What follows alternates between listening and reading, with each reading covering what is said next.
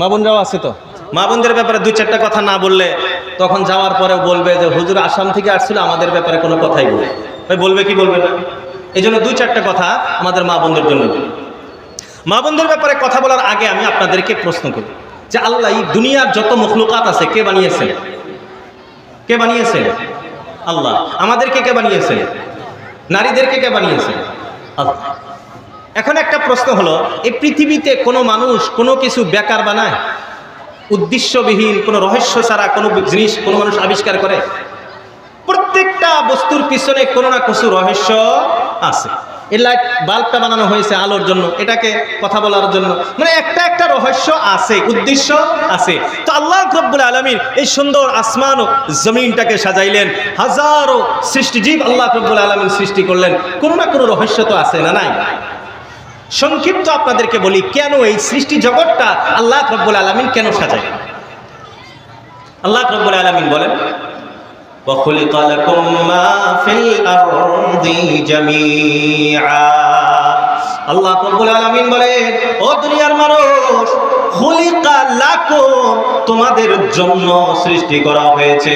জন্য অর্থ কি? বলে তোমাদের উপকারের জন্য, তোমাদের খিদমতের জন্য, তোমাদের লাভের জন্য সৃষ্টি করা হয়েছে। মা ফিল আরদি, যা কিছু জমিনের ভিতরে আছে, জামিআ, সব কিছুকে শুধুমাত্র মানুষের উপকারের জন্য সৃষ্টি করা হয়েছে। বলি সুবহানাল্লাহ। গোটা দুনিয়াতে যত সৃষ্টিজীব আছে, যত মখলুকাত আছে, সমস্ত সৃষ্টিজীবকে আল্লাহ রাব্বুল আলামিন শুধুমাত্র মানুষের গোলামি, মানুষের খিদমতের জন্য সৃষ্টি করেছে। আর সবাই তারা নিজের কাজে ব্যস্ত, তারা দায়িত্ব পালন করতেছে, মানুষের উপকার করতেছে। ভাই করে কি করেন? সূর্য তার সঠিক মতো প্রহর দিতেছে, বৃষ্টি হইতেছে, চন্দ্র উঠতেছে, জমিন তার ফসল উগাইতেছে, প্রত্যেকটা জিনিস উপকার করতেছে। এখন আসি, আল্লাহ মানুষ কেন বানাইলেন?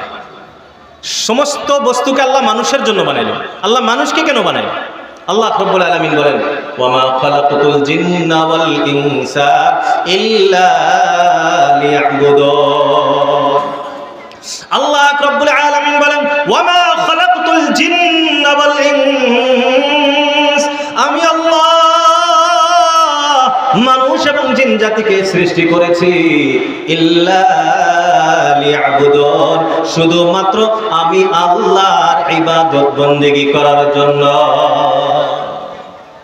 আল্লাহ দুনিয়াকে বানাইছে মানুষের জন্য, আর মানুষকে আল্লাহ বানাইছে আল্লাহর বন্দেগী, আল্লাহর ইবাদত করার জন্য, আল্লাহর গোলামি করার জন্য। দুনিয়াকে বানাইছেন মানুষের গোলামির জন্য, আর মানুষকে বানাইছেন আল্লাহর গোলামি করার জন্য। ইবাদত বন্দেগীর উদ্দেশ্য, অন্য কোনো উদ্দেশ্য আল্লাহ রাব্বুল আলামিন আমাদেরকে সৃষ্টি করেন না। আর ইবাদত বন্দেগীর ভিতরে সবচেয়ে মূল ইবাদত, সেটার নাম হলো নামাজ। এজন্য আমরা ইবাদতের জন্য, অর্থাৎ নামাজের জন্য সৃষ্টি করেছেন। তো আমরা সবাই নামাজ পড়বো তো ভাই, ইবাদত বন্দেগী করব ইনশাআল্লাহ। আল্লাহ তৌফিক দান করুন, সবাই বলি আমিন। এখন তৃতীয় নাম্বার প্রশ্ন আসছিল, প্রথম প্রশ্ন আল্লাহ দুনিয়া কেন বানাইছেন? বলে মানুষের জন্য। মানুষ, দ্বিতীয় নম্বর প্রশ্ন, মানুষকে কেন বানাইলেন? বলে মানুষকে বানাইছে আল্লাহর গোলামি করার জন্য। এখন মানুষের ভিতরে জোড়া জোড়া আছে না নাই? আল্লাহ বলেন, ওয়া খালাকনাকুম আজওয়াজা, আমি আল্লাহ তোমাদেরকে জোড়া জোড়া বানিয়েছি। নারী পুরুষ জোড়া বানিয়েছেন, বানাইছে কি বানান নাই? এখন প্রশ্ন হলো, আল্লাহ রাব্বুল আলামিন পুরুষদেরকে কেন বানাইলেন এবং নারীদেরকে কেন বানাইলেন? এটা আমরা ভালোভাবে বুঝতে হবে এবং আমল করতে হবে। আল্লাহ পুরুষকে কেন বানাইলেন এবং নারীদেরকে কেন সৃষ্টি?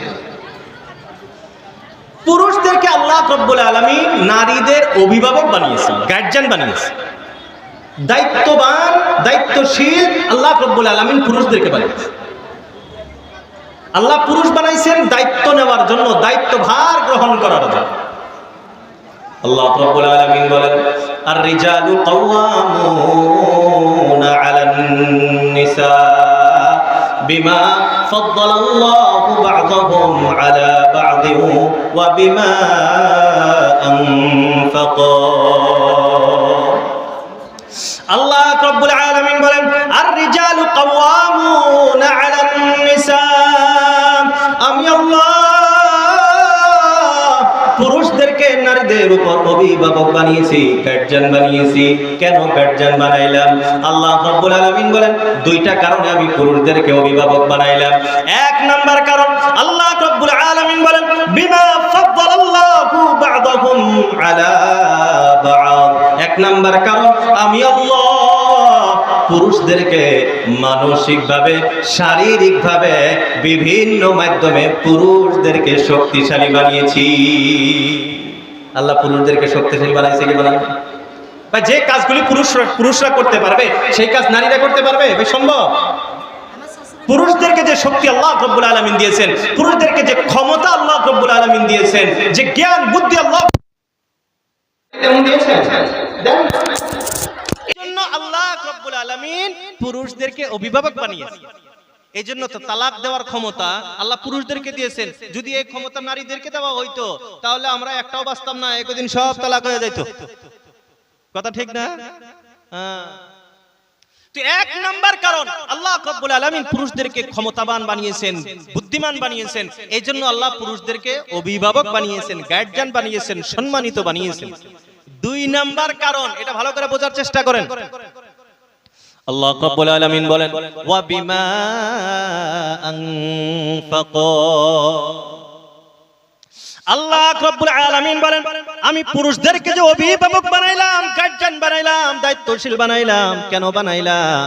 দ্বিতীয় নাম্বার কারণ হলো ওয়া বিমা আনফাকু। এই জন্য দায়িত্বশীল বানাইলাম কারণ পুরুষরা নারীদের উপর খরচ করে। কি করে? ভাই সবাই বলেন কি করে? বুঝতেছেন না আমার কথা? পুরুষ নারীদের উপর খরচ করে, স্বামী স্ত্রীর উপরে খরচ করে। এই খরচ করে তাই পুরুষ। এখন আপনি যদি বলেন না আমি খরচ করতে পারবো না, তাহলে আপনি পুরুষ না। খরচ করতে হবে, আপনার দায়িত্ব এটা। এই জন্য আল্লাহ আপনাকে পুরুষ বানিয়েছেন, খরচ করবেন তাই আল্লাহ আপনাকে পুরুষ বানিয়েছেন। এখন আর একটা প্রশ্ন আপনাদের কাছে, খরচ করতে চাইলে কামাই করা লাগবে তো নাকি? উপার্জন করা লাগবে না এমনি খরচ করা যাবে? হ্যাঁ। তো খরচ করার দায়িত্ব পুরুষের, খরচ করার দায়িত্ব পুরুষের। তো উপার্জন কে করবে? নারীরা করবে। খরচ পুরুষ করবে, তো কামাই কে করবে? নারীরা। খরচ করার দায়িত্ব আমার, অর্থ কি? কামাই করার দায়িত্ব আমার। কামাই অর্জন, উপার্জন আমাকে করতে হবে, এই দায়িত্ব আমার।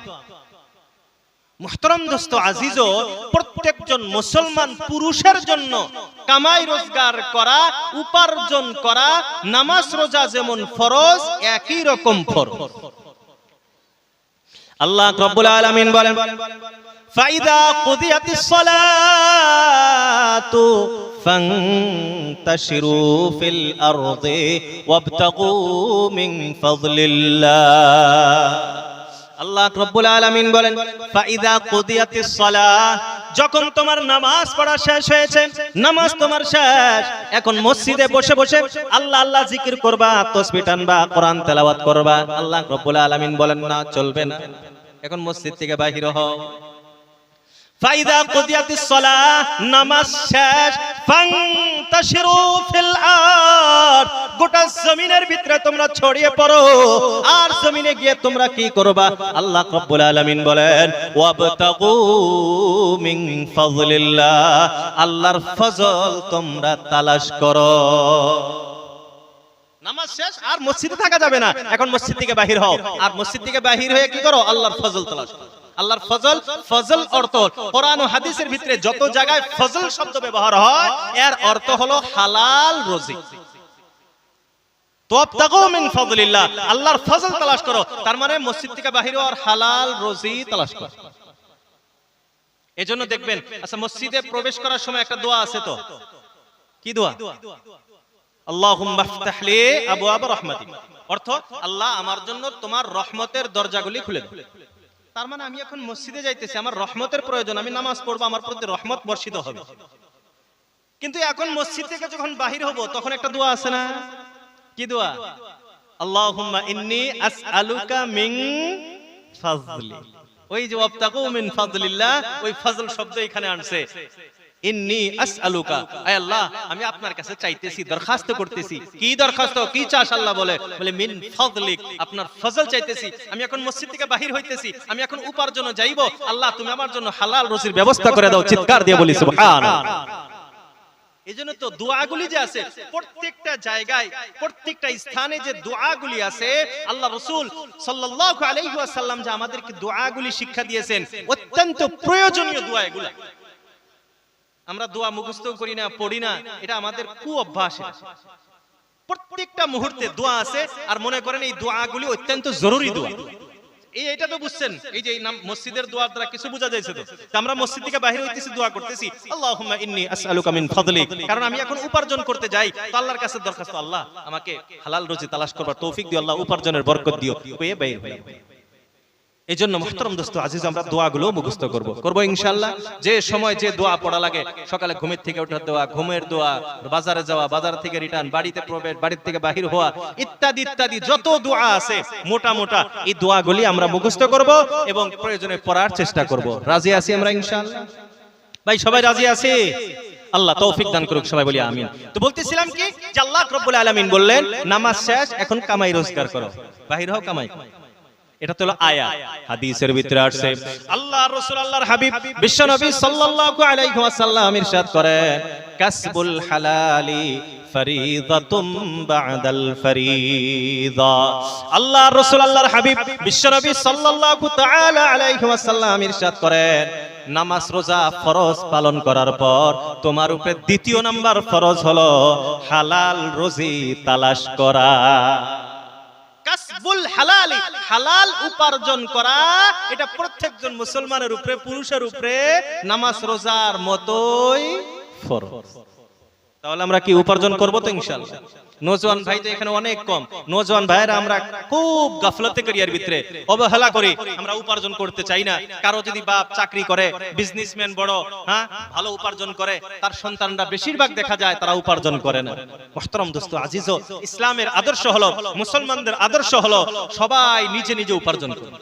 সবাই নিজে নিজে, আমারটা আমার, আমার বাপেরটা আমার বাপের, আমার ভাইয়েরটা আমার ভাইয়ের, যার যার তার তার আলাদা আলাদা। আমরা সবাই উপার্জন করতে হবে, সবারটা আলাদা হিসাব হবে, আলাদা যাকাত হবে। এটা ইসলামের আদর্শ। তো আমরা সবাই উপার্জন করব তো ইনশাআল্লাহ? কামাই করব তো? কামাই করব, আর আমাদের সন্তান স্ত্রীর উপরে খরচ করব। এই জন্য আল্লাহ আমাদেরকে পুরুষ বানিয়েছে।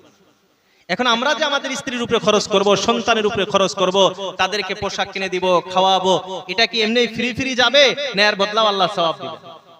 এর বদলাও আল্লাহ রাব্বুল আলামিন আমাকে আপনাকে নেকি এবং সওয়াব প্রদান করবেন। আল্লাহ রাসূল বলেন, হাত্তা মা তাজআলু ফি ইমরাতিকা। আল্লাহ রাসূল আল্লাহর হাবিব বিশ্বনবী সাল্লাল্লাহু তাআলা আলাইহি ওয়াসাল্লাম ইরশাদ করেন, হাত্তা মা তাজআলু ফি ইমরাতিকা, তুমি যে তোমার স্ত্রীর মুখে খানাটা উঠিয়ে দাও, ইল্লা উজিরতা আলাইহা, আল্লাহ রাব্বুল আলামিন তোমার এই কাজের উপরেও সওয়াব দান করেন। বলি সুবহানাল্লাহ। আমার স্ত্রী সন্তানকে আমি খাওয়াইবো, পিন্দাইবো, এর বদলা আল্লাহ রাব্বুল আলামিন আমাকে আপনাকে নেকি দিবেন। এজন্য আমরা খরচ করব তো ইনশাআল্লাহ? উপার্জনও করব, খরচও করব, কৃপণতা যাতে না করি। অনেক মানুষ আছে স্ত্রী সন্তানের উপরে খরচ করতে কৃপণতা করে, কৃপণতা করবেন না, কারণ আল্লাহ রাসূল বলেন, আল বাখিলু লা ইয়াদখুলুল জান্নাহ, কৃপণ জান্নাতে প্রবেশ করবে না। কৃপণতা করবেন। আবার আরেকটা অভ্যাস আমাদের আছে, প্রয়োজনের চেয়ে বেশি খরচ আমরা করি। প্রয়োজনের চেয়ে বেশি খরচ করি। যেখানে 200 টাকার ড্রেস হলে হয়, 500 টাকার ড্রেস হলে হয়, হ্যাঁ 1000 টাকার ড্রেস হলেই চলে, সেখানে আমরা 10,000 5,000 দামের ড্রেস নেই। যে খাবারটা আমরা 200 টাকা খরচ করলে হয়, সেখানে আমরা 1000 টাকার খাবার খরচ করি। আল্লাহ রাব্বুল আলামিন বলেন, ইন্নাল মুবাদদিরিনা কানু ইখওয়ানাশ শায়াতিন, যারা অপচয় নষ্ট করে এরা সবগুলো হলো শয়তানের ভাই। এরা কি? শয়তানের ভাই। আর শয়তানের ভাই তো জান্নাতে যাবে নাকি? হ্যাঁ, এজন্য আমরা কৃপণতাও করব না এবং অপচয়ও করব। দুইটা সাইড আমাকে দেখতে হবে, কৃপণতাও যাতে না হয়, অপচয়ও যাতে না হয়। আমরা চেষ্টা করব ইনশাআল্লাহ। আল্লাহ তৌফিক দান করুক, সবাই বলি আমিন। তো এই আয়াতগুলি হাদিসের দ্বারা বোঝা গেল আল্লাহ রাব্বুল আলামিন পুরুষকে পুরুষ বানিয়েছেন কেন? দায়িত্ব কি? বলে এরা উপার্জন করবে, স্ত্রী সন্তানকে খাওয়াই। এখন আসি নারীদের কি, নারীদেরকে সৃষ্টি করার রহস্য। আল্লাহ পুরুষদেরকে সৃষ্টি করছেন কামাই করবে, খাওয়াইবে, এইজন্য খরচ করবে। তো নারীদেরকে আল্লাহ রাব্বুল আলামিন কেন সৃষ্টি করলেন? নারীদের সৃষ্টির রহস্য হলো আল্লাহ রাব্বুল আলামিন বলেন, ওয়া মিন আয়াতিহি আন খালাকা লাকুম মিন আনফুসিকুম আজওয়াজা লিতাসকুনু ইলাইহা। আল্লাহ রাব্বুল আলামিন বলেন, ওয়া মিন আয়াতিহি, আল্লাহ রাব্বুল আলামিনের বড় বড় নিদর্শনগুলির ভিতরে একটি বড় নিদর্শন হলো আন খালাকা লাকুম, আমি আল্লাহ তোমাদের জন্য সৃষ্টি করেছি। পুরুষদেরকে আল্লাহ বলতেছেন আন খালাকা লাকুম, তোমাদের জন্য আমি আল্লাহ সৃষ্টি করেছি। মিন আনফুসিকুম, তোমাদের মধ্য থেকেই, তোমাদের মাঝখান থেকেই সৃষ্টি করেছি। কি সৃষ্টি করলাম? আজওয়াজা, তোমার জোড়া, তোমার স্ত্রীকে আমি সৃষ্টি করলাম। কেন সৃষ্টি করলাম? নারীকে আল্লাহ রাব্বুল আলামিন কেন সৃষ্টি করলেন? স্ত্রীকে আল্লাহ রাব্বুল আলামিন কেন সৃষ্টি করলেন? আল্লাহ বলেন লিতাসকুনু ইলাইহা, এই জন্য আমি আল্লাহ তোমার স্ত্রীকে সৃষ্টি করলাম। এই জন্য, এই রহস্যর কারণে, যাতে করে তোমরা পুরুষরা তোমার স্ত্রীর মাধ্যমে মানসিক প্রশান্তি লাভ করতে পারো। নারী সৃষ্টির একটাই রহস্য, নারী সৃষ্টির একটাই রহস্য, সেটা হলো স্বামী তার স্ত্রীর মাধ্যমে মানসিক প্রশান্তি লাভ করবে, স্বামী স্ত্রীর মাধ্যমে শান্তিতে থাকবে। কিন্তু বর্তমান বাস্তবতা হলো 99% পুরুষ অশান্তিতে থাকে তার স্ত্রীর কারণে। কথা ঠিক না? আমাদের মা বোনরা ভালো করে ধ্যান দিয়ে শুনবার চেষ্টা করবেন। এটা আল্লাহ রাব্বুল আলামিন নারীকে সৃষ্টি করছেন কেন? বলে এই নারীর মাধ্যমে, স্ত্রীর মাধ্যমে স্বামী শান্তিতে থাকবে। কিন্তু আমাদের অবস্থা হলো কি 99% স্বামী তার স্ত্রীর কারণেই অশান্তিতে থাকে। তো এই আয়াতের দ্বারা কি বোঝা যায়? আগের আয়াত ছিল কি, আল্লাহ পুরুষদেরকে কেন বানাইছেন? বলে পুরুষ উপার্জন করবে, খরচ করবে। এই জায়গাতে যদি আমরা মানে ঠিক না থাকি, আমরা যদি উপার্জন না করি, আমার স্ত্রীর উপরে যদি আমি খরচ না করতে পারি, তাহলে আমি গুনাহগার, তার মানে আমি পুরুষ হইতে পারি নাই। আর নারীদের দিকে যদি যাই, ভাই তাদের কি উপার্জন আছে? আল্লাহ উপার্জন করতে দিয়েছে না। তাদের কাজ হলো তারা শুধুমাত্র খাবে আর স্বামীর সেবা করবে, একটা, অন্য কোনো কাজ নাই, কোনো কাম নাই, কোনো ডিউটি, কোনো চাকরি, কোনো কিছু দায়িত্ব নাই। একটাই দায়িত্ব, স্বামীকে খুশি রাখা, স্বামীকে শান্তিতে রাখা, এই একটাই দায়িত্ব। এই একটা দায়িত্ব যদি পালন করতে পারে নারীরা, যদি এটা বোঝে যে আল্লাহ আমাকে সৃষ্টি করছে এই জন্য যে আমি আমার স্বামীকে খুশি রাখতে, আমি আমার স্বামীকে শান্তিতে রাখা লাগবে, এই একটা জিনিস যদি বোঝে আর মানে আমল করে, আল্লাহর কসম, আল্লাহর কসম, ওই নারী বিনা হিসাবে জান্নাতে প্রবেশ করবে। চিৎকার দিয়ে বলি সুবহান। আল্লাহ রাসূল, আল্লাহর হাবিব বিশ্বনবী সাল্লাল্লাহু তাআলা আলাইহি ওয়াসাল্লাম একটি হাদিস বর্ণনা করেন। আল্লাহর রাসূল বলেন, আদ-দুনিয়া কুল্লুহা মাতা, এই পৃথিবীর প্রত্যেকটা জিনিস একটি হলো সম্পদ। ওয়া খায়রু মাতা'id দুনিয়া আল মারআতুস সালিহা, আর এই পৃথিবীর সবচেয়ে দামি সম্পদ, আর এই পৃথিবীর সবচেয়ে গুরুত্বপূর্ণ সম্পদ, সবচেয়ে উত্তম সম্পদ, আল্লাহর রাসূল বললেন নেককার স্ত্রী। নেককার স্ত্রী, এটা হলো পৃথিবীর সবচেয়ে দামি সম্পদ। এখন এই হাদিসের দ্বারা আমরা নওজোয়ান ভাইরা যারা আছি, বুঝতে হবে সামান্য কিছু কথা। বলে কি? বলে আপনার কাছে যদি কোনো সম্পদ থাকে, আপনার কাছে যদি কিছু দামি কিছু থাকে, আপনি কি এটা অন্য মানুষকে দেখাইবেন? আপনার কাছে যদি একটা স্বর্ণের কিছু থাকে বা হীরার একটা টুকরো থাকে, এটা আপনি আপনার বন্ধু বান্ধবকে দেখাইবেন? আপনি ফেসবুকে দিবেন, হোয়াটসঅ্যাপে, ইনস্টাগ্রামে স্ট্যাটাস লাগাইবেন? না। কেন? কেন? বলে হুজুর চুরি হওয়ার সম্ভাবনা আছে। আছে না নাই? আপনি যদি এখন একটা 500 টাকার একটা ফটো তুলে যদি আপনার স্ট্যাটাস লাগান, দেখবেন বিকালে আপনার বন্ধু, তোর কাছে 500 টাকা আছে, চা খাওয়া। তো আমরা কোন মানুষ নিজের সম্পদকে প্রকাশ করি না, সম্পদ আমরা কেউ প্রকাশ করি না। এখন আসেন, আল্লাহর রাসূল বলতেছেন স্ত্রী হলো পৃথিবীর সবচেয়ে দামি সম্পদ, তাহলে এটাকে প্রকাশ করা যাবে? এটাকে প্রকাশ করা যাবে? এতটুকুর দ্বারাই বোঝা যাইতেছে যে নিজের স্ত্রীকে লুকিয়ে রাখতে হবে, প্রকাশ করা যাবে না। আর যদি প্রকাশ করি তাহলে কি হবে? যেমন দুনিয়ার অন্যান্য সম্পদ হারিয়ে যাওয়ার ভয় থাকে, আমার স্ত্রীকে যদি আমি এই সম্পদটাও যদি আমি প্রকাশ করি তো এটাও হারিয়ে যাওয়ার ভয়, আশঙ্কা আছে। আর শুধুমাত্র আছে এমনটা না, এলাকায় এলাকায় হাজারো ঘটনা আছে, 2, 3টা 4টা করে সন্তান রেখে আরেকজনের সাথে হিজরত করে। করে কি করে না? এই এলাকায় তো না, এই এলাকায় তো সব আল্লাহর ওলি। আমাদের এলাকায় হয় এমন ঘটনা। ফেসবুক প্রেম, হোয়াটসঅ্যাপ প্রেম, রং নাম্বার প্রেম, মিস কল প্রেম, কত কিছু যে আল্লাহ বাড়াইছে। তো এইসবের মূল কারণটা কি? বলে আপনার দোষটা তো আমার, আমি তো আমার স্ত্রীকে প্রকাশ করেছি, আমি ফেসবুকে ভাইরাল করেছি, আমি হোয়াটসঅ্যাপে দিয়েছি, আমি ইনস্টাগ্রামে দিয়েছি, এখন তো চুরি হবে। এজন্য আমরা নওজোয়ান ভাইরা এই গুনাহ থেকে কিন্তু মুরব্বিরা এই গুনাহটা করে না, মুরব্বিরা এই গুনাহ করে না, এই গুনাহ খালি নওজোয়ানদের ভিতরে দেখা যায়। এজন্য আমি আমাদের নওজোয়ানদেরকে একদম হাত পা ধরে বলতেছি, আল্লাহকে ওয়াস্তে বলতেছি, ভাই আমরা নিজের স্ত্রী হোক, মা বোন যিনারা আছে, ইনাদের কারো ফটো আমরা হোয়াটসঅ্যাপ, ফেসবুক, ইনস্টাগ্রাম ইত্যাদি কোনো সোশ্যাল মিডিয়ায় আমরা ছাড়বো না। আর যারা আগে আমরা ছেড়েছি, ভাই ডিলিট করার অপশন আছে, আমরা আল্লাহকে ওয়াস্তে ডিলিট করি। সোশ্যাল মিডিয়ার গুনাহটা ভাই বড় ভয়ঙ্কর গুনাহ। আচ্ছা, আমি একটা কোনো কিছু গুনার কিছু করলাম, ছেড়ে দিলাম, ভাই আমার তো হায়াত কোন দিন শেষ হয়ে যায় গ্যারান্টি নাই। আচ্ছা, আমি যদি মারা যাই আমার এই সোশ্যাল মিডিয়া অ্যাকাউন্টটা থেকেই যাবে, সেখানে আমি মারা যাওয়ার পরেও মানুষ এই নোংরা জিনিসগুলি দেখবে, আর ওইখানে দেখে দেখে যে গুনাহগুলি হবে আমার কবরে এই গুনাহগুলি লেখা হবে। এজন্য আমার মুহতারাম নওজোয়ান ভাইরা সবার কাছে অনুরোধ, আমরা এই সোশ্যাল মিডিয়া খুব হুঁশের সাথে যাতে চালাই, বিশেষ করে কোন নারীর ফটো যাতে আমরা ফেসবুক, ইনস্টাগ্রাম ইত্যাদির ভিতরে না চালাই। আল্লাহ আমাদের বোঝার এবং আমল করার তৌফিক দান করুক, সবাই বলি আমিন। আরো জোরে বলি আমিন। তো বলতেছিলাম যে আল্লাহ রাসূল বললেন নেককার স্ত্রী এটা হলো পৃথিবীর সবচেয়ে দামি সম্পদ। এখন এই নেককার স্ত্রীর পরিচয় কি? নেককার স্ত্রী কে? নেককার স্ত্রী মানে জান্নাতি নারী। তো এই জান্নাতি নারীকে এর 4টা গুণ আল্লাহ রাসূল আল্লাহর হাবিব সাল্লাল্লাহু আলাইহি ওয়াসাল্লাম, কয়টা গুণ?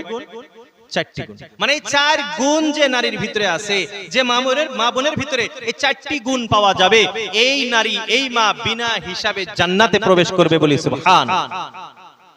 1 নাম্বার গুণ, আল্লাহর রাসূল আল্লাহর হাবিব সাল্লাল্লাহু আলাইহি ওয়াসাল্লাম বললেন ইদা নাযারা ইলাইহা সাররাতুহু। আল্লাহর রাসূল আল্লাহর হাবিব বিশ্বনবী সাল্লাল্লাহু তাআলা আলাইহি ওয়াসাল্লাম ইরশাদ করেন ইদা নাযারা ইলাইহা, যতবার স্বামী তার দিকে লক্ষ্য করবে, স্বামী যতবার তাকে দেখবে, সাররাতুহু, স্বামীকে ততবার খুশি করে দিবে। স্বামী যখনই দেখবে তখনই স্বামী খুশি হবে। এই হাদিসের এই অংশটা আমি আপনাদেরকে ভালোভাবে বুঝাই। এর আগে আমরা আয়াত এবং হাদিসের মাধ্যমে বুঝলাম যে আল্লাহ রাব্বুল আলামিন পুরুষদেরকে সৃষ্টি করেছেন কেন? বলে উপার্জন করার জন্য, খরচ করার জন্য, এটাই তো। এখন ভাই উপার্জন করা এটা খুব সহজ কাজ, কামাই করা খুব সহজ। উপার্জন করতে গেলে অনেক কষ্ট করতে হয়, অনেক ক্লান্তি, কষ্ট। যারা চাকরি করে বসের গাল শুনতেছে, যারা বিজনেস করে এই টেনশন, কয়টা মাল আসছে, কয়টা যাইতেছে, যারা ক্ষেত খামারে ফসলে কাজ করে, খেতিবাতিতে কাজ করে, সারাদিন রোদ্রের ভিতরে মাথার ঘাম পায়ে ফেলছে, কষ্ট, ক্লান্তি ক্লান্তি ক্লান্তি। এই মানুষটা সারাদিন ব্যস্ত থাকার পরে, ক্লান্ত হওয়ার পরে যখন বাড়িতে গেছে, বাড়িতে যাওয়ার পরে স্ত্রীর দিকে যখন একবার নজর করছে, স্ত্রীর চেহারার দিকে দেখছে, স্ত্রীর চেহারা দেখার সাথে সাথে সারা দিনের ক্লান্তি যদি দূর হয়ে যায়, সারা দিনের কষ্ট যদি দূর হয়ে যায়, তাহলে এটা জান্নাতি না। নজর, এক নজর স্ত্রীর দিকে দরজা খুলছে, স্ত্রীকে দেখছে, দেখার সাথে সাথে তার সারা দিনের সমস্ত ক্লান্তি, সমস্ত টেনশন, সমস্ত কিছু দূর হয়ে গেছে, সে খুশি হয়ে গেছে, তাহলে জান্নাতি নারী। আর যদি দেখা গেল ক্লান্তি তো দূর হওয়ার কথা, যা কিছু টেনশন ছিল এখন আরো টেনশন দ্বিগুণ হইছে, তাহলে জান্নাতি নারী হইতে পারে না। এটাই আল্লাহ রাসূল বুঝাইতেছেন, ইদা নাযারা ইলাইহা সাররাতুহু, যতবার স্বামী তোমার দিকে লক্ষ্য করবে সঙ্গে সঙ্গে তোমার স্বামীর মনকে খুশি করতে হবে। এক কথায় ওই আগের আয়াতের দিকে যান, তোমার স্বামীকে টেনশন মুক্ত, চিন্তা মুক্ত, প্রশান্তি, মানসিক প্রশান্তি দিতে হবে। এরা বন্ধুরা আমার মা বোনেরা যিনারা আছেন, অনেক মা বোন আছে প্রশ্ন করে, বলে হুজুর আমার জন্য অল্প দোয়া করবেন, আমার স্বামীর জন্য দোয়া করবেন। বলে কি হয়েছে? বলে আমার স্বামী পরকীয়ায় লিপ্ত আছে না নাই? এই এলাকায় তোর বোঝে না পরকীয়া কি, এই এলাকায় বোঝেই না, সব আল্লাহর ওলি না। এগুলো আমি বলছি আগে, আল্লাহর ওলি সব পরকীয়া শব্দই ছিল, তথাপিও বলতেছি আর কি। কোন মা বোনের বাড়িতে যদি এটা থাকে যে হুজুর আমার স্বামী পরকীয়ায় লিপ্ত, তো এটার জবাব হলো যে আপনার কোনো তাবিজও লাগবে না, কোনো দোয়া দরুদের দরকার নাই। আপনি এই হাদিসের এই অংশটুকুর উপরেও যদি আপনি আমল করতে পারেন, আল্লাহর কসম আপনার স্বামী কোনো জীবনেও কোনোদিন পরকীয়ায় লিপ্ত হবে না। কারণ আমাদের এক উস্তাদ বলছেন, মৌলানা ফারুক মাদানী সাহেব, উনি মাঝে মাঝে বলতেন, ঘর মে বিরিয়ানি अच्छी हो तो कोई बाहर खरीदने के लिए नहीं। বাড়িতে যদি বিরিয়ানি ভালো হয়, বাড়িতে যদি খাবার ভালো হয়, এই মানুষটা বাহিরে খাইতে যাইবে বা দোকানে খাইতে যাইবে? জীবনও যাবে। হ্যাঁ, যার মন মানসিকতাই খারাপ, মন মগজ সব পচে গেছে, তার ব্যাপারটা আলাদা। কিন্তু একজন সুস্থ মগজ থাকা মানুষ বাড়িতে যদি খাবার ভালো হয়, ও কোনোদিন দোকানে খাইতে যাইবে না। এখন বাস্তবতা কি? এদিকে বাড়িতে আসছে না কাপড় চোপড়ের কোনো ঢং আছে, থাকার কোনো ঢং আছে না, কথার কোনো ঢং আছে না, মুখে কোনো হাসি আছে? আল্লাহ রাসূল বলেন তাবাসসুমুকা লি আখিকা সাদাকা, তোমার এক ভাইয়ের জন্য একটা হাসি মুখে কথা বলাটাও সাদাকার সওয়াব। আর এদিকে তো হাসি নাই, মনে কথা ওই যে বলছি না, সারা দিন পরে আসছে, একটা হাসি মুখে কথা বলবে, টেনশন দূর হবে। এর তো আসার সাথে সাথে আরম্ভ হয়েছে, কোথায় ছিল, কোথায় কি, 10 বার কল করছি তোমাকে পাই নাই, কোথায় গিয়েছিল, কার সাথে কথা বলছো, এটা আনো নাই, ওটা আনো নাই, দুনিয়া। আরে ভাই বসতে যাও শান্তি করে, তারপরে দেখা যাবে কি হয় না। এই যে অবস্থা বাড়িতে, আর এইদিকে বাহিরে তো বেপরদিগি, ওগুলো তো বয়ান বাদ, বেপরদিগি চলছে, লিপস্টিক, সেন্ট, সুন্দর সুন্দর ড্রেস পিন্দে, ওইদিকে আবার হাসি মুখে সালাম দিচ্ছে, আসসালামু আলাইকুম ভাইজান, ভালো আছেন? এখন বলেন যে একজন মানুষ এইদিকে হাসি মুখে সালাম আর এদিকে হলো 19-20, তাহলে মানুষটার মন কোন দিকে যাবে? দেখো জানা এইদিকে, ভাই এদিকে থাকবে না, আমরা মানুষ তো, প্রত্যেকটা মানুষের একটা মন আছে, আর মনের কাজই হলো এইদিকে যাওয়া। তো কি করবে? এদিকে অশান্তি, তো মানুষ শান্তির জন্য অন্য রাস্তা খোঁজে, এটার নামই পরকীয়া। বোঝা গেল কি যে আপনার স্বামী যে পরকীয়া করে, এটা আপনার স্বামীর যতটুকু দোষ আছে তার চেয়ে 1000 গুণ দোষ বেশি আপনার। এজন্য মা বোনদেরকে বলবো হাদিসের এই অংশের উপরে আমল করেন। ইদা নাযারা ইলাইহা সাররাতুহু, তোমার স্বামী যতবারই তোমার দিকে দেখবে, তোমার স্বামী যখনই তোমাকে দেখবে, তুমি এমন অবস্থায় থাকো, তোমাকে দেখার সাথে সাথে তোমার স্বামী যাতে প্রশান্তি লাভ করে, তোমার স্বামী যাতে সব ধরনের চিন্তা মুক্ত হইতে পারে। এটা যদি আমল হয়, এই নারী হলো জান্নাতি নারী, এই নারী হলো বিনা হিসাবে জান্নাতি। বলি সুবহানাল্লাহ। এটা হলো 1 নম্বর গুণ, জান্নাতি নারীর 1 নম্বর গুণ, স্বামীকে শান্তিতে রাখা। এখন স্বামীর কেন খেদমত করতে হবে, স্বামীকে কেন শান্তিতে রাখতে হবে? অনেক মা বোন আছে প্রশ্ন করে, স্বামীর হক কি? আমরা বাড়িতে অল্প রান্না বান্না করছি, স্বামীর কাপড় খুঁজছি, আর মনে করছি যে আমি অনেক বড় কাজ করছি। বলে কি বলে না? ভাব দেখায়, আমি না থাকলে বুঝতা, আমি দেখে তোমার সংসার করতেছি। ভাই বলে কি বলে না? ঘরে ঘরে একই কথা, তা আমি দেখে তোমার সংসার করতেছি, অন্য কেউ হইলেও করতো না। ভাই সবাই তো এই কথা বলে, আবার সবাই করতেও তো আছে, তাহলে বোঝা গেল তোমার এটা রং। তো এই যে আমি সারা সংসার করবে না, ভাবে যে এই কাপড় খুঁজছি, ভাত রান্না করছি, আর স্বামীর হক আদায় করে শেষ, এটা মনে করে। কিন্তু এই জন্যই তো অহংকারের সাথে বলে, গৌরবের সাথে বলে। মুহতারাম দোস্ত আজিজো, আমার মা বোনেরা ধ্যান দিয়ে শোনেন, স্বামীর কর্তব্য, স্বামীর দায়িত্ব কতটুকু। একজন নারী আল্লাহ রাসূল আল্লাহর হাবিব সাল্লাল্লাহু আলাইহি ওয়াসাল্লামের কাছে আসছেন। আল্লাহ রাসূলকে বলতেছেন, ইয়া রাসূলুল্লাহ, আমার স্বামীর হক আমি কেমনে পুরা করতে পারি, আমার স্বামীর দায়িত্ব আমি কেমনে পুরা করতে পারি, আমি কি এমন কাজ আছে সেটা করলে আমার স্বামীর হক আদায় হবে? আল্লাহ রাসূল আল্লাহর হাবিব বিশ্বনবী সাল্লাল্লাহু আলাইহি ওয়াসাল্লাম বললেন, আমার মা বোনেরা ভালো করে ধ্যান দিয়ে শুনেন, অন্তরে কান দিয়ে শোনার চেষ্টা করেন। আল্লাহ রাসূল আল্লাহর হাবিব বললেন, তোমার স্বামীর মাথা থেকে পা পর্যন্ত যদি ঘা হয়ে যায়, আর ঘা থেকে যদি সমস্ত শরীরে পুঁজ বাহির হয়, পুঁজ চিনি তো আমরা, আল্লাহ রাসূল আল্লাহর হাবিব বলেন, তোমার স্বামীর মাথা থেকে পা পর্যন্ত যদি ঘা হয়ে পুঁজ বাহির হয়, আর তুমি যদি তোমার জিহ্বার মাধ্যমে সেই পুঁজগুলিকে চেটে চেটে সাফা করে দাও, তথাপিও তোমার স্বামীর হক আদায় হবে না। মা বোনরা ভালো করে ধ্যান দিয়ে শোনেন, বোঝার চেষ্টা করেন। জিহ্বা দিয়ে চেটে চেটে পুঁজ সাফা করে দিলেও স্বামীর হক আদায় হয় না। কেন হয় না আরো আপনাদেরকে অল্প খুলে বুঝাই। তো মুহতারাম দোস্ত আজিজো, মা বোনদেরকে বলতেছিলাম যে স্বামীর হক কতটুকু, বলে আল্লাহ রাসূল বললেন জিহ্বা দিয়ে পুঁজ সাফা করলেও স্বামীর হক আদায় হয় না। তো এটা কেন? এর একটা জবাব আপনাদেরকে আমি বলি। ভাই, আপনি যতই ইবাদত বন্দেগী করেন, আল্লাহর হক শেষ হবে? আল্লাহর হক আদায় করা সম্ভব? সম্ভব। আল্লাহর হক আমি আদায় করতে পারি না। স্বামীও এক ধরনের রব, স্বামীও কি এক ধরনের রব। কেমনে রব আমি আপনাদেরকে বুঝাই। আমাদেরকে সৃষ্টি করেছেন কে? মূল স্রষ্টা আল্লাহ। আমাকে খাওয়া দাওয়া আমার সবকিছু সুযোগ সুবিধা কে করেন? মূলত আল্লাহ। তো আল্লাহ আমাদের রব, আল্লাহর হক আদায় হয় না। দ্বিতীয় নাম্বার যে রব, আল্লাহ যে উসিলে আমাকে খাওয়ায় দাওয়ায় পান করায়, আমার মা বাবা, ঠিক না? এজন্য আল্লাহর পরে কার হক? মা বাবার হক। মা বাবার হক কেমন? মা বাবা খুশি তো আল্লাহ খুশি, মা বাবা নারাজ তো আল্লাহ নারাজ। আমি ওইদিকে সময় নাই, ওইদিকে যাব না। তিন নাম্বার হকের একটা কথা বোঝেন, একজন নারী যেদিন বিবাহ হয় ওই দিন থেকে এই সমস্ত দায়িত্ব কে নেয়? মা বাবা। মা বাবা নেয়, স্বামী নেয়। এই জন্য এখন বলেন রবকে? স্বামী হলো রব। আরো বুঝাই, এটা হাদিস দ্বারা বুঝাই স্বামী যে রব, এটা কেমন ভাবে বুঝাই? ক্বালা রাসূলুল্লাহ সাল্লাল্লাহু আলাইহি ওয়াসাল্লাম, লাউ কুনতু আমিরান আহাদান আন ইয়াসজুদা লি আহাদিন লা আমারতুল মারআতা আন তাসজুদা লি যাওজিহা।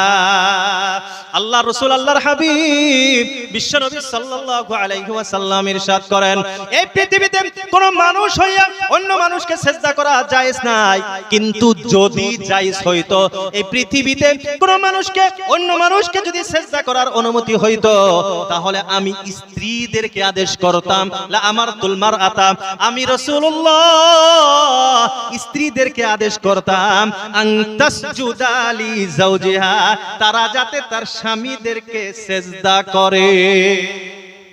হ্যাঁ, সিজদা করা জায়েজ নাই আলাদা, কিন্তু যদি জায়েজ হইতো তাহলে স্ত্রীদের উপরে ফরজ হইতো তারা তার স্বামীকে সিজদা করুক, কারণ তার স্বামী এক ধরনের রব। আরেকটা মাসআলা শোনাই এখান থেকে, রব যে স্বামী কেন? রাত্রে যখন আমরা ঘুমাই, সুন্নতি তরিকা কি? আমরা কেমন ভাবে ঘুমাইতে হয়? বলে ডান কান দিয়ে ঘুমাও, চেহারা থাকবে পশ্চিম। পশ্চিম তো আসলে তো টেবলার দিকে, তার মানে রব টেবলার দিকে, ওইটাই রবের দিকে আমাদের চেহারা থাকবে, এটাই তো। কিন্তু নারী স্ত্রী তার চেহারা কোন দিকে থাকবে? স্বামীর দিকে থাকবে, স্বামীর দিকে থাকবে, কারণ তার রব তার নিকটে বসা শোয়া, তার চেহারা থাকবে তার স্বামীর দিকে। এজন্য আমাদের মা বোনদেরকে বলবো যে আমরা এই দুই চারটা কাম করে খোটা যাতে না দেই, অহংকারী যাতে না করি। আমরা এগুলা ভাবি যে আমরা স্বামী, আমার উপরে কত বড় জিনিস, কত দায় দায়িত্ব আল্লাহ রাব্বুল আলামিন দিয়েছে, আমাকে তো সৃষ্টি করেছে আল্লাহ। নারীদের সৃষ্টির রহস্য একটা, যে নারীরা তার স্বামীকে খুশিতে রাখে। আমাদের মা বোনদের কাছে অনুরোধ, আমরা যাতে আমল করার চেষ্টা করি। এটা তো এক নাম্বার গুণ ছিল জান্নাতি নারীর, এক নাম্বার গুণ, ইদা নাযারা ইলাইহা সাররাতহু, স্বামীকে সর্বদা শান্তিতে রাখে।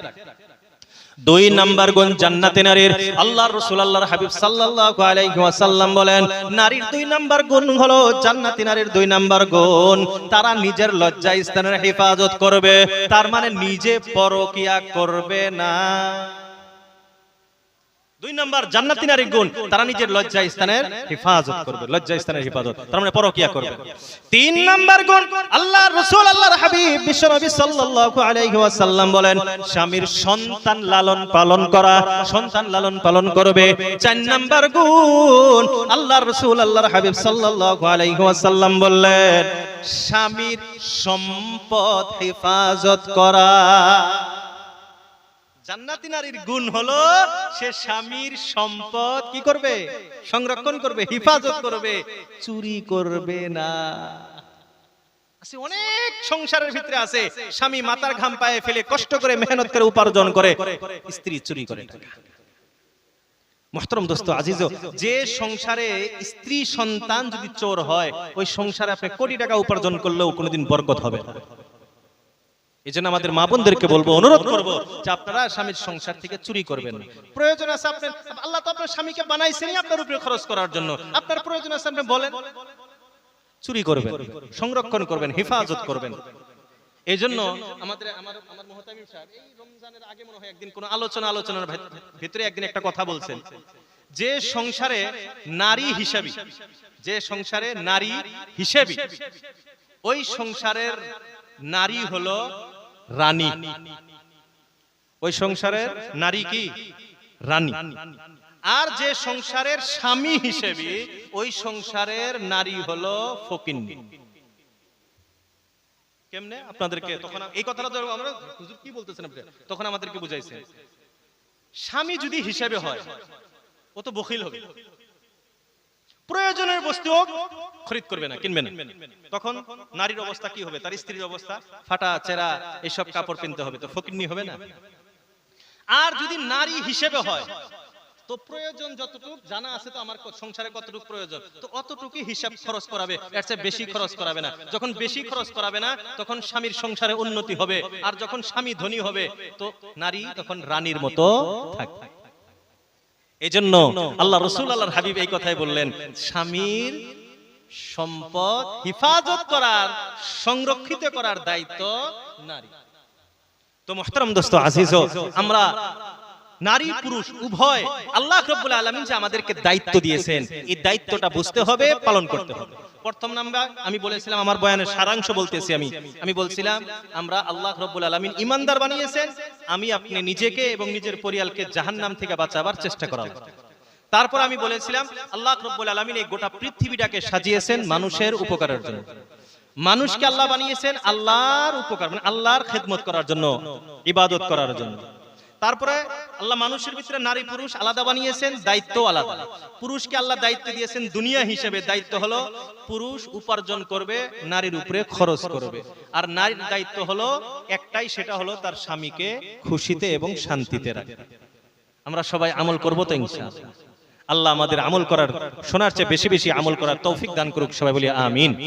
অনেক দূরে থেকে আসছি, ভাষারও মিল নেই, আমার কোনো কথা কোনো ইশারায় কারো অন্তরে যদি আঘাত লেগে থাকে আল্লাহকে ওয়াস্তে আমাকে ক্ষমা করে দিবেন, আমার জন্য দোয়া করবেন।